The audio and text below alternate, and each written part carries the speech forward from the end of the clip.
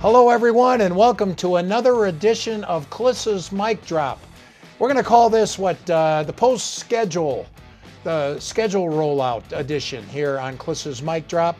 A lot to talk about with the schedule. The Broncos, it came out. It's a good schedule for them, I think. It's tough, but got some pockets of comfort mixed in there. Overall, I think it's a schedule that's not going to get in their way.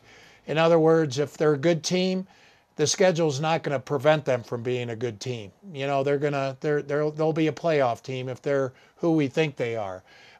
If they're a disappointing team, they're not quite ready for prime time, that's going to show up too. They do have 4 primetime games this year, most of them with some quarterback matchups.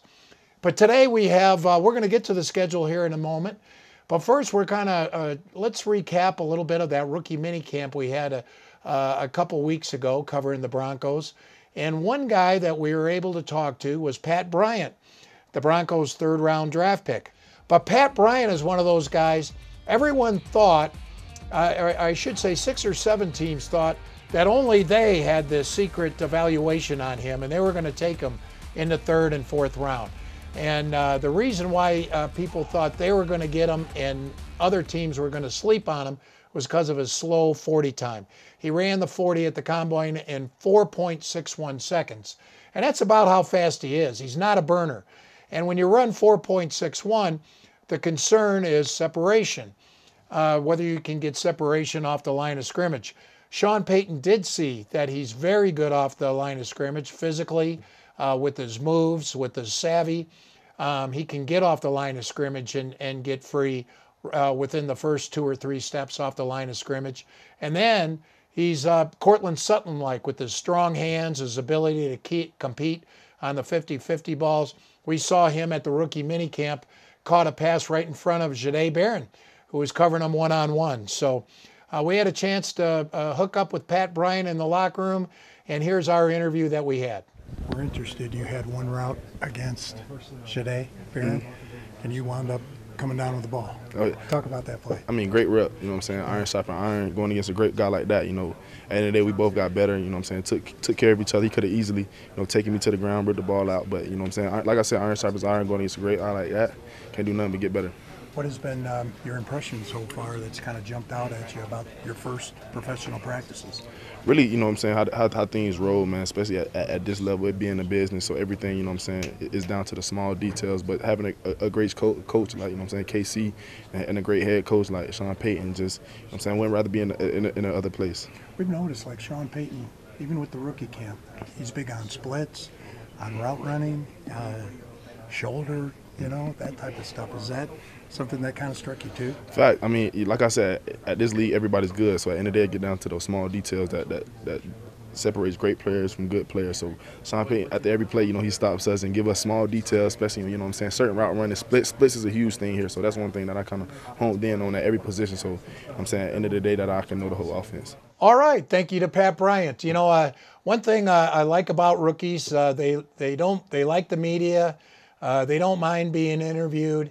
I always say they'll learn. They'll learn and become a little tougher about the interviews here as they get around the veterans and are taught, that the media, sometimes that's what they're taught when they get around the veterans. So until then, we had our interview with Pat Bryant. So the schedule that came out for the Broncos, let's go through it just a little bit. First of all, you got to love the opener. The Tennessee Titans with Cam Ward, the #1 overall draft pick. Personally, I'm glad to get that game because, because Cam Ward is somebody that I want to see. Around here it was all Shedeur, and Cam Ward, as soon as it became the draft process, the pre-draft process, Cam Ward was the #1 quarterback, Shedeur's #2. He wound up falling more than that. But why Cam Ward? So, he's athletic. He can throw on the run. Real good character, real good leader. I want to see him in action for his very first NFL game. I'm sure he's not going to be as good in his first NFL game as he's going to be 4 years from now. I think the Broncos should win that game pretty handily. Then they go at the Indianapolis Colts. The first 5 games at the Indianapolis Colts, You figure the Broncos to win there. Daniel Jones, Anthony Richardson, the Broncos ought to figure out how to win that game. And then it gets tough. You go at the Chargers. They lost at the Chargers and Jim Harbaugh last year.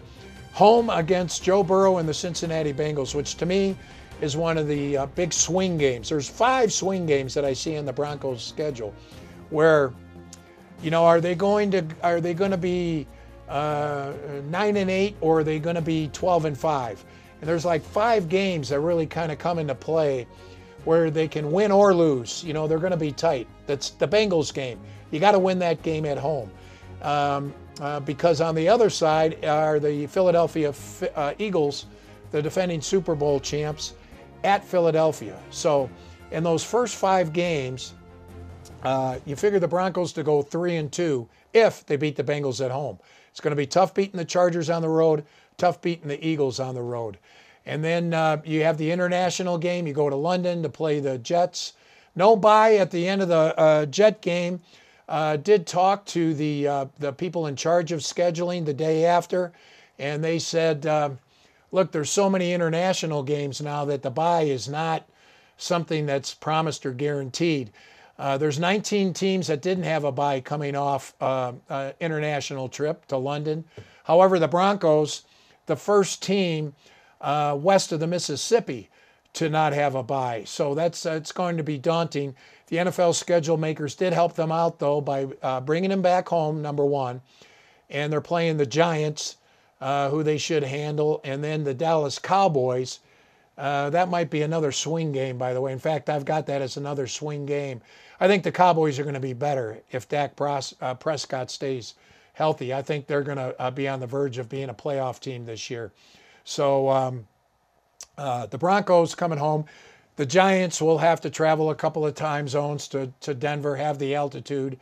That will help combat that leg-weary travel fatigue that the Broncos are sure to have against the Giants without the bye coming back from London. I talked about the tough pockets of comfort. You've got some primetime showdowns. You've got the Monday night game against Burrow in Week 4. Week 10 is a Thursday night game against Vegas. Geno Smith, not an elite quarterback, but he's beaten the Broncos twice in the last 3 years when he was a member of the Seattle Seahawks. And then with, I do think with Pete Carroll, the Raiders are going to be a tougher out this year. Christmas night at Kansas City, that's a primetime game. And then Sunday night football at Washington and Jaden Daniels. Broncos won't be favored in either one of those games.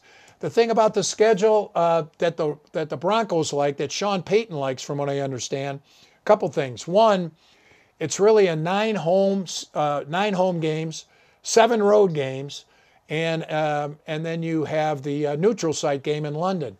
So 9-7-1, that's not bad. Of course, with 17 games, the NFL rotates. AFC has more home games one year. The NFC has more home games the next year. This year, it's the AFC's turn to have 9 home games.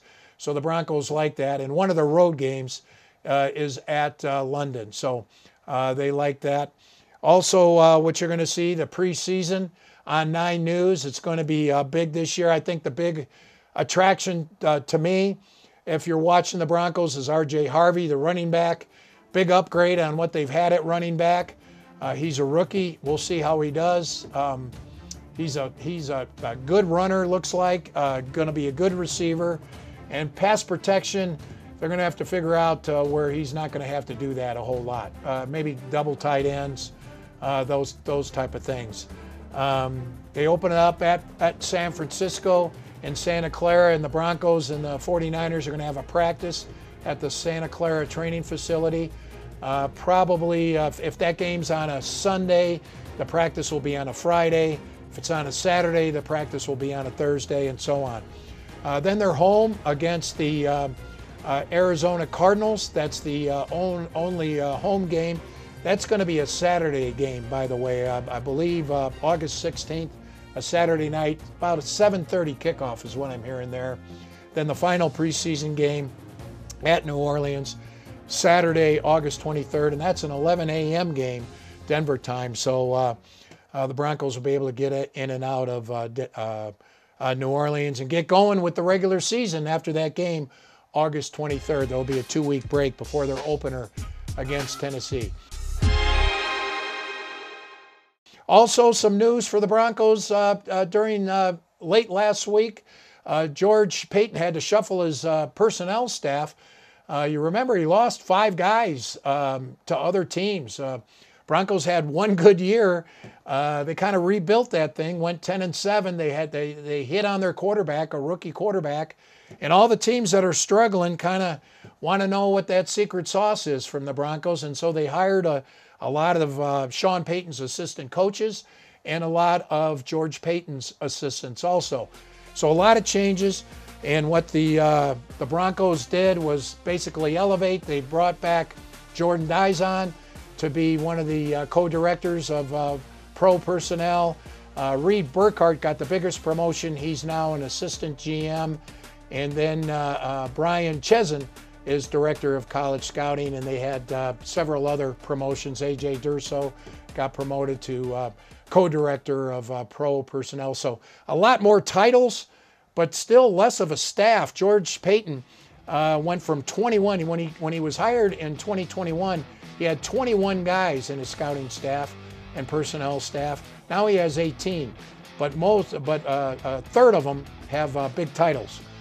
You know, if you want to keep your people, you got to give them titles and you got to pay them a little bit more money. That's it for Klis's Mic Drop. Thanks for tuning in. We'll do this again next week as the Broncos get ready for their first OTA week. Going to be fun to get on the field and see the guys in action. Thanks for tuning in, everybody.